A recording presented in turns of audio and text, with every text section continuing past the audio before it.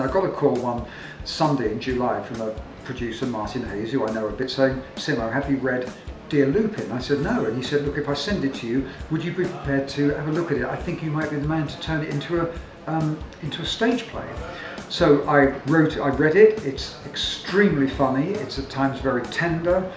I thought it was absolutely out of that front rank of British humorous writers, stretching from Jerome right through to Keith Waterhouse, Michael Frayn, that sort of wonderfully dry, observant humour about English life and what it's like to grow up in this country.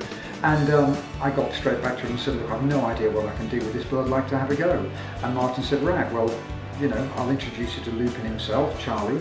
And we had a very drunken supper one night in his flat in Parsons Green. At the end, Charlie said, "I'd like you to have a go at it, Mike." So suddenly it was all green for go. The problem then was how I was going to turn it into a stage play.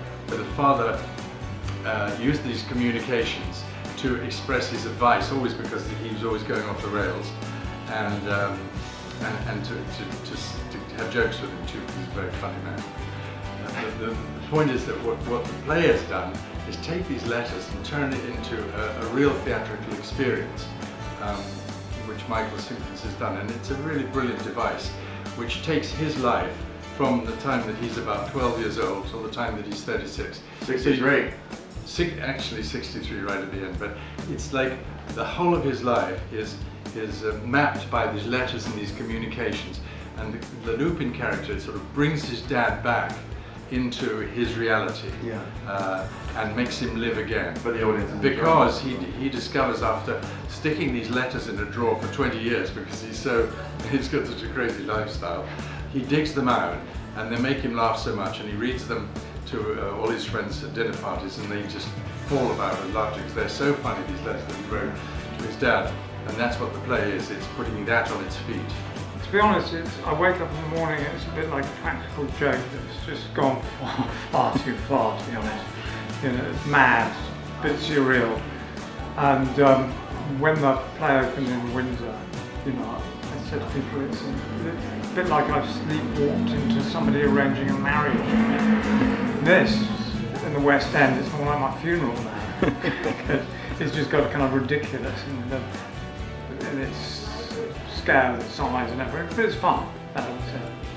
Yes, we're bringing Dear Lupin into the West End. It feels great. It started off as a boy rooting through his father's letters. It grew into a book, it grew into a play, and here we are up west. It does seem, it seems extraordinary, but I think it's well, obviously it's a tribute to the material and to the father-son combo that we've got playing the two parts, but most particularly I think it struck a nerve with people because everybody's got a dad, you know, and if they haven't got a dad they might have a son, and if they haven't got a son they've got a mother. It's an absolutely universal piece about family relationships, I think. I think it was good, you know, being that close on tour for 6 weeks. Well, we'd rehearsed for 4 weeks before that, so we were sort of in each other's pockets before that anyway.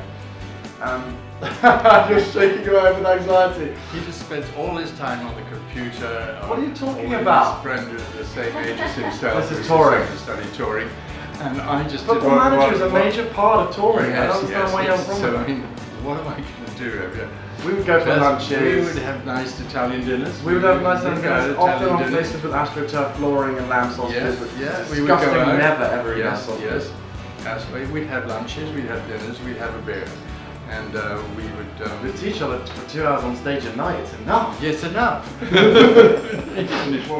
When you've got a father and son playing a father and son, I mean, immediately you're 4 weeks ahead in the rehearsal room, because the big problem with having two actors playing father and son is that they've got to find an affinity which will persuade an audience that they are real father and son.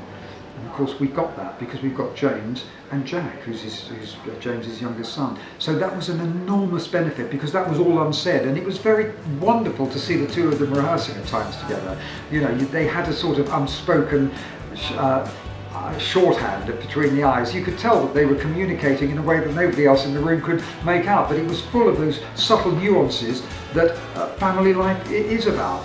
And I think that's led a great, it's led to a great richness to the play. So it's fantastic to have the two of them on board for it.